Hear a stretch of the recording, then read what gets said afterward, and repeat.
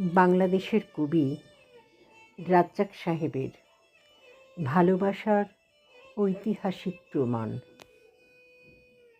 এই যে তুমি চইলা গেলা, তোমার এই চইলা যাওয়ায় আমি নিঃস্ব হইনি। শুনেছি ভালোবাসার মানুষ চইলা গেলে মানুষ নিঃস্ব হয়ে যায়। তবে আমি কেন নিঃস্ব হইনি? আমি কি তোমায় ভালোবাসিনি? হ্যাঁ, আমি তোমাকে ভালোবাসিনি। আর ভালোবাসিনি বলেই তুমি চইলা গেছো। এটা তোমার মুখেরই কথা। তোমার এই মুখের কথা মিথ্যা প্রমাণ কইরা আমি নিঃস্ব হয়ে ভালোবাসার প্রমাণ দিতে চাই না। কারণ আমার নিঃস্ব না হওয়াতেই মিশে আছে ভালোবাসার এক ঐতিহাসিক প্রমাণ।